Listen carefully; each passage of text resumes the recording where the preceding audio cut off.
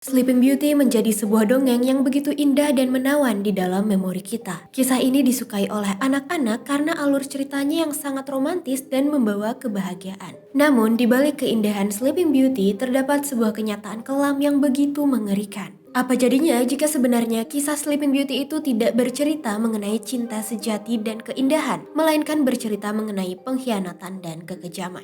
Hai, namaku Mega dan selamat mendengarkan ceritaku. Sleeping Beauty merupakan salah satu dongeng terkenal Disney yang pertama kali diproduksi pada tahun 1959. Ini merupakan serial Disney yang sukses besar hingga diekspor ke berbagai negara di belahan dunia. Tapi sebenarnya cerita Sleeping Beauty udah ada jauh lebih lama sebelum Disney mempopulerkannya. Sleeping Beauty sendiri memiliki cerita-cerita versi asli yang begitu mengerikan. Versi lainnya ini banyak yang tidak diadopsi oleh Disney karena tentunya sangat tidak layak ditonton oleh anak-anak. Sebelum kita bahas versi cerita lainnya nih, mari kita ingat lagi cerita Sleeping Beauty yang paling terkenal yaitu versi Disney. Cerita dimulai di sebuah kerajaan besar, hiduplah sepasang raja dan ratu yang baru saja menyambut kelahiran anak perempuan mereka. Raja dan ratu sangat bahagia karena mereka telah menanti sekian tahun lamanya untuk memiliki seorang anak. Putri kecil mereka ini pun diberi nama Aurora, karena dirinya bagaikan cahaya bagi ayah dan ibunya di waktu fajar. Kelahiran Aurora dirayakan dengan begitu meriah di seluruh kerajaan. Namun tentu aja nggak semua orang bahagia. Ada juga yang membenci kelahiran sang putri. Maleficent, sosok penyihir jahat yang iri terhadap keluarga kerajaan, memberikan Aurora sebuah kutukan. Yaitu tepat sebelum ulang tahun Aurora yang ke-16, ia akan tertusuk sebuah jarum di dalam sebuah roda besar yang berputar dan ia akan mati. Akhirnya salah satu peri melakukan sesuatu terhadap kutukan yang menimpa Aurora. Meski tidak berhasil menggagalkan kutukannya, namun sang peri berhasil meringankan kutukan tersebut. Sang putri tidak akan mati, melainkan dia akan tertidur selama 100 tahun. Dan hanya dapat dibangunkan oleh ciuman dari seorang pria yang mencintainya. Saat Aurora menginjak usia 16 tahun, kutukan itu sontak menimpanya. Ia tertidur selama 100 tahun. Para peri pun tak tinggal diam melihat apa yang menimpa sang putri.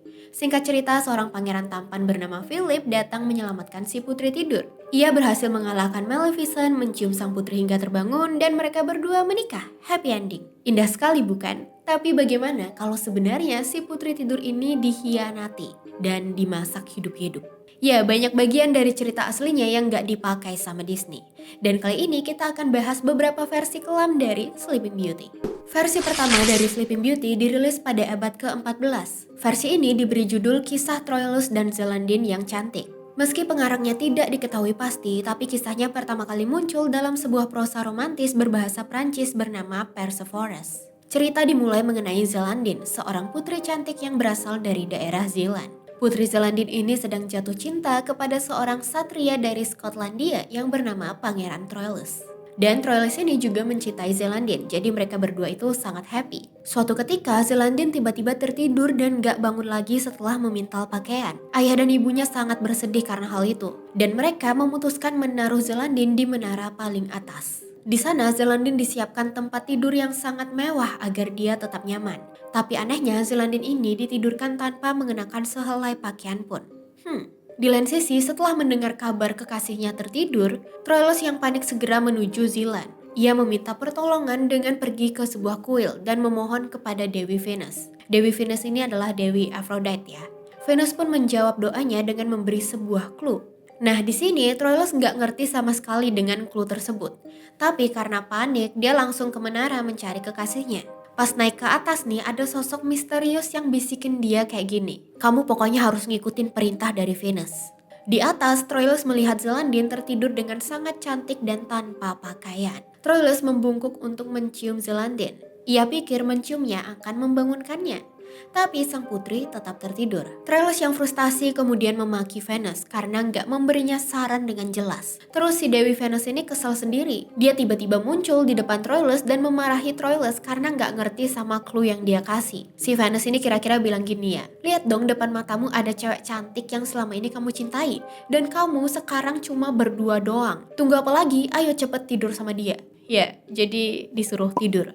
Troilus pun akhirnya terpaksa tidur sama Zelandine. Ya tau lah ya maksud tidur ini gimana. Tidur-tidur yang gitu. Dan setelah 9 bulan lamanya, Zelandine yang masih dalam keadaan tertidur melahirkan seorang bayi laki-laki. Ya, jadi karena tidur berdua itu, si putri hamil dan melahirkan dalam keadaan tidur. Nah, suatu ketika saat ingin menyusui dengan ibunya, bayi laki-lakinya itu tidak sengaja menyentuh tangan ibunya. Dan seketika si Zelandin ini pun terbangun dari tidurnya. Sesaat setelahnya, bayi laki-lakinya dicuri oleh seorang wanita setengah burung yang hinggap di kaca jendela kamarnya. Zelandin saat terbangun tidak menyadari bahwa ia telah memiliki anak dan justru bergegas menemui bibinya. Di sana ia menanyakan kepada bibinya tentang bagaimana caranya ia bisa tertidur dalam waktu yang sangat lama. Bibinya menjelaskan bahwa Zelandin ini dikutuk oleh Dewi Themis karena tidak memberikannya pisau saat ia menyuguhkan sesaji. Akhirnya Themis yang masih dalam keadaan sangat kesal mengutuk Zelandin agar ia tertidur bertahun-tahun lamanya.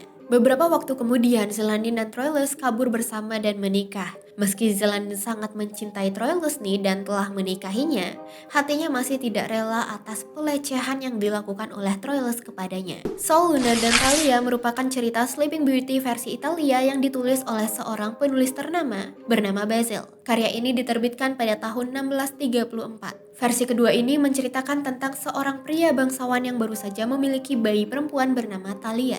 Peduli akan masa depan putrinya, ia pun mengumpulkan para dukun dari seluruh penjuru negeri untuk membaca masa depan putri kecilnya. Dan para dukun ini meramalkan bahwa Thalia akan mengalami nasib buruk apabila berada di dekat Rami. Mendengar hal itu, ia pun memerintahkan para bawahannya untuk membuang berbagai jenis Rami atau apapun yang berhubungan dengan Rami. Namun, hal itu nggak membuat Thalia terbebas dari kutukannya. Beranjak dewasa, Thalia tidak sengaja tertusuk oleh sebuah Rami saat sedang memintal kain. Sama halnya dengan versi pertama, Thalia tertidur dan tidak bisa dibangunkan. Keluarganya pun akhirnya memerintahkan para bawahannya untuk membawa Thalia ke sebuah istana yang megah dan meninggalkannya sendirian di sana. Kemudian suatu ketika seorang raja dari kerajaan tetangga melewati istana tersebut. Ia melihat istana itu seperti tempat yang tidak ditinggali bertahun-tahun. Karena rasa penasarannya yang sangat tinggi, sang raja pun nekat memasuki istana itu. Sesampainya di sebuah ruang kamar nih, ia melihat Thalia yang sedang tertidur. Raja berpikir bahwa Thalia hanya tertidur biasa dan mencoba membangunkannya. Namun Thalia tetap tidak bisa dibangunkan.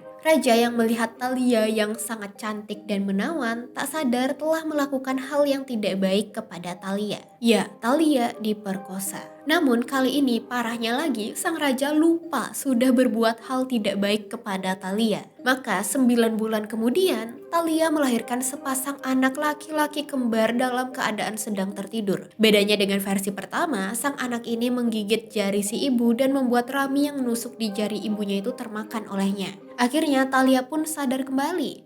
Ternyata Rami itu yang bikin dia terbangun. Thalia yang baru sadar dari tidurnya bingung dengan hadirnya anak-anak tersebut. Namun lambat laun ia mengetahui kebenarannya karena raja yang mengungkapkannya sendiri. Ya, si raja itu datang lagi dan mengungkapkan semua perbuatannya. Perbuatan raja pun lambat laun terungkap oleh keluarganya sendiri. Dan ternyata si raja ini punya seorang ratu. Dan sang ratu itu sakit hati atas tingkah laku suaminya itu. Akhirnya sang ratu membuat sebuah rencana kejam. Sang ratu berencana untuk memasak kedua anak suami hasil perselingkuhannya itu dan menghidangkannya agar si raja makan daging anaknya sendiri. Namun rencana itu berhasil digagalkan oleh seorang koki istana yang baik hati. Ia menukar anak-anak tersebut dengan daging kambing. Mengetahui hal tersebut, ratu pun masih belum puas dengan rasa dendamnya yang kesumat banget. Ia pun berpura-pura mengirim surat undangan atas nama raja ke Thalia. Thalia yang tidak tahu apa-apa akhirnya menanggapi undangan tersebut. Sementara di lain sisi, ratu telah menyiapkan bara api yang sangat panas untuk membunuh Thalia. Namun rencana ini gagal lagi diketahui oleh sang raja. Raja yang sangat marah mendengar hal itu akhirnya memerintahkan bawahannya untuk melempar ratu ke bara api tersebut. Dan setelahnya ia pun menikahi Thalia dan hidup bahagia. Ujung-ujungnya yang dibakar hidup-hidup adalah istri pertamanya. Karya versi kedua tadi memberikan inspirasi yang mendalam terhadap seorang penulis Italia lainnya yang bernama Charles. Karya Charles ini diberi nama seorang putri yang tertidur di dalam kayu dan diterbitkan tepatnya pada tahun 1697. Awal kisah dari versi cerita yang satu ini kurang lebihnya sama dengan yang ada di versi Disney, yaitu sang putri yang baru lahir mendapatkan kutukan dari penyihir tua. Penyihir tua ini marah karena dirinya tidak diundang di acara perayaan kelahiran si putri. Sebenarnya kerajaan ini tidak mengundangnya karena semuanya percaya bahwa si penyihir itu udah meninggal. Ya dikira udah meninggal ngapain diundang kan? Sama halnya dengan versi-versi sebelumnya, sang putri tertidur dan tidak bisa dibangunkan selama 100 tahun lamanya. Waktu demi waktu terlewati, 100 tahun berlalu. Suatu ketika seorang pangeran dari kerajaan tetangga mencoba memberanikan diri untuk menemui putri di istananya. Dan gak beda jauh lagi dengan versi Disney, ia pun mencium sang putri dan akhirnya sang putri terbangun. Mereka berdua pun saling mencintai dan akhirnya menikah. Namun semuanya tidak berhenti sampai sini. Kisah yang sebenarnya dimulai ketika mereka menikah dan hidup bersama. Setelah 2 tahun lamanya menikah, sang pangeran yang sudah memiliki 2 anak bersama sang putri masih belum memberitahu kerajaannya sendiri mengenai pernikahannya. Sang pangeran takut terhadap ibunya, sang ratu yang merupakan seorang kanibal pemakan daging manusia. Namun setelah ayahnya, sang raja itu mangkat, sang pangeran mau tidak mau harus naik tahta menjadi raja. Dia harus balik ke kerajaannya dan membawa keluarga barunya. Nah, sesampainya di kerajaan, bener aja, sang ratu kanibal nggak suka sama menantunya. Sang ratu pun memiliki rencana untuk memakan menantu dan juga cucu-cucunya dengan merebus mereka. Namun rencana itu gagal. Bukannya menantu dan cucu-cucunya yang direbus hidup-hidup, justru sang ratu yang terebus akibat tak sadar menjatuhkan dirinya di kettle yang telah ia siapkan sendiri. Ya, agak ceroboh ya. Sang ratu akhirnya meninggal dan pangeran beserta keluarganya pun hidup bahagia selamanya. Bisa dibilang versi Grimm Brothers yang satu ini sangat berbeda dengan versi-versi cerita sebelumnya. Ini hampir sama sekali tidak memuat unsur-unsur mengerikan seperti kanibal, pembunuhan, maupun kekejaman. Karya ini resmi diterbitkan pada abad ke-19, yakni sekitar tahun 1812. Cerita dimulai saat sebuah rumor tersebar di seluruh penjuru negeri. Rumor tersebut menyatakan bahwa di balik sebuah tembok terdapat seorang putri yang sangat cantik tertidur dalam waktu yang sangat lama. Bukan cuma putrinya aja yang tertidur, seluruh penghuni istana juga ikut tertidur. Kecantikan putri tidur tersebut tersebar keluar kerajaan hingga banyak pangeran yang berusaha untuk menemuinya. Namun, usaha tersebut ternyata harus dibayar oleh nyawa. Tembok-tembok yang mengelilingi istana tempat tinggal putri itu penuh akan duri-duri tajam. 100 tahun berlalu, gak ada yang memberanikan diri untuk melewati tembok tersebut. Hingga suatu ketika, seorang pangeran mencoba untuk memasukinya. Tanpa disangka, duri-duri yang mengelilingi tembok tersebut berubah menjadi bunga-bunga mawar yang begitu indah. Alhasil, pangeran pun berhasil memasuki istana dan menemui sang putri. Sang putri yang telah tertidur lama itu dibangunkan oleh ciuman pangeran tersebut. Dan setelah itu seluruh penghuni istana yang sebelumnya tertidur juga akhirnya bangun lagi. Dan semua orang menyambut sang pangeran dengan sukacita. Ya, happy ending. Di antara semua versi, versinya Charles Perrault lah yang secara ofisial tertulis sebagai versi yang dijadikan inspirasi oleh Disney. Nah, Charles itu yang tadi aku ceritakan yang mertuanya itu adalah Ratu Kanibal. Tentu aja bagian kanibalnya nggak diambil ya sama Disney. Gimana pendapat kalian? Kalian nemu versi lainnya nggak dari Sleeping Beauty ini? Komen di bawah ya, dan jangan lupa di like dan subscribe juga. Bye-bye!